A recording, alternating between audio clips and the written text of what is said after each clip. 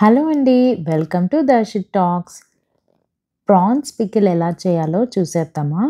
Prawns clean చేశాక కూడా కొంచెం లైట్‌గా స్మెల్ ఒస్తుంది కదా! సో, దానికోసం కొంచెం లైట్‌గా మజ్జిగ లేదంటే పెరుగు, కొంచెం పసుపు, ఉప్పు వేసుకొని 2, 3 టైమ్స్ వాష్ చేసేసుకోవాలి. ఇప్పుడు ఒక కడాయిలో ప్రాన్స్ తీసుకొని లైట్‌గా 1 టేబుల్ స్పూన్ సాల్ట్, కొంచెం పసుపు, కొంచెం ఆయిల్ ఏసేసుకొని బాయిల్ చేయాలనమాట. ఉడికించుకుంటే ఏమవుతుందంటే ప్రాన్స్‌లో ఉన్న వాటర్ అంతా బయటకొచ్చేస్తుంది ఇలాగా. సో, ఈ వాటర్ అంతా స్టెయిన్ చేసేసుకోవచ్చు. లేదనుకుంటే వాటర్ అంతా ఎగిరిపోయేదాకా ఉడికించుకోవాలి. సో, ఇప్పుడు పచ్చడికి కావాల్సిన మసాలాస్ వచ్చేసి ఒక 1 కేజీకొచ్చేసి 2 ఇంచ్ దాల్చిన చెక్క, ఒక 4 కార్డమమ్స్, ఒక 8 క్లోవ్స్ సరిపోతాయండి. సో, ఇవి ఫస్ట్ డ్రై రోస్ట్ చేసేసుకున్నాక నెక్స్ట్ వచ్చేసి ఒక 2 టేబుల్ స్పూన్స్ ధనియాలు ఫ్రై చేసుకోవాలి. డ్రై రోస్ట్ లో ఫ్లేమ్‌లో పెట్టుకొని, ఇవన్నీ పూర్తిగా చల్లారిపోయాక మిక్సీలో ఫైన్ పౌడర్‌గా గ్రైండ్ చేసేసుకొని పక్కన పెట్టుకోవాలి. ఇప్పుడు ఒక కడాయిలో 300 ఎంఎల్ గ్రౌండ్‌నట్ ఆయిల్ లేదా నువ్వుల నూనె వేసుకొని వేడి చేసుకోవాలి. మనం ముందుగా ఉడికించుకున్న ప్రాన్స్‌ని బ్యాచెస్ వైస్ ఏసుకోవచ్చు. 2 బ్యాచెస్ లాగా డివైడ్ చేసుకొని గోల్డెన్ బ్రౌన్ క్రిస్పీగా అయ్యే వరకు ఫ్రై చేసుకోవాలనమాట. బాగా ఎక్కువగా ఫ్రై చేసేస్తే ఏమవుతుందంటే కొంచెం గట్టిగా ఉంటుంది పికిల్‌లోకి. అందుకని క్రిస్పీనెస్ గోల్డెన్ బ్రౌన్ కలర్ వచ్చే వరకు ఫ్రై చేసుకుంటే సరిపోతుందనమాట.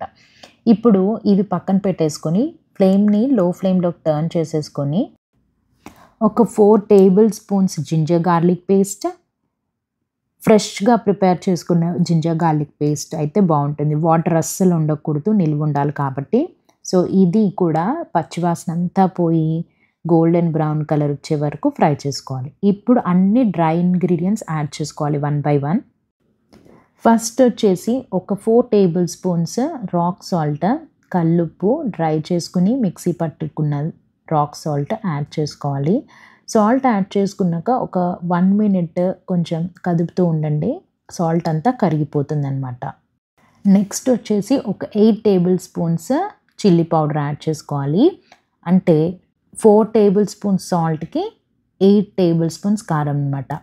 కారం వేసుకున్నాక ఒకసారి మిక్స్ చేసేసుకొని మనం ఆల్రెడీ గ్రైండ్ చేసుకున్న మసాలా ఉంది కదా! అది కూడా యాడ్ చేసేసుకొని ఒకసారి తరోగా మిక్స్ చేసేసుకోండి. ఇప్పుడు స్టవ్ ఆఫ్ చేసేసి ఆల్రెడీ ఫ్రై చేసుకున్న రొయ్య ముక్కలు యాడ్ చేసేసుకోండి. కారం ఎక్కువగా వేగితే చేదొచ్చేస్తుంది. అందుకని స్టవ్ ఆఫ్ చేసేసుకొని రొయ్యలు యాడ్ చేసుకోవాలి. ఇప్పుడు మంచిగా మిక్స్ చేసేసుకొని దీన్ని పక్కన పెట్టుకొని పూర్తిగా చల్లారాక నిమ్మరసం యాడ్ చేసుకోవాలి. ఇక్కడ నేను 4 పెద్ద సైజ్ నిమ్మకాయల నుంచి వచ్చిన జ్యూస్‌ని యాడ్ చేశాను. చిన్నవైతే ఒక 5 అలా యాడ్ చేసుకోవాలి. 1 కేజీకి చెప్తున్న కొలతలివి. సో, అంతే 2 డేస్ ఊరిన తర్వాత మధ్య మధ్యలో కలుపుతూ ఉండాలి. 2 డేస్ ఊరాక తింటే చాలా బావుంటుందండి. Must try recipe. ట్రై చేసి నాకు కామెంట్ సెక్షన్‌లో ఎలా ఉందో ఖచ్చితంగా చెప్పండి. Thanks for watching.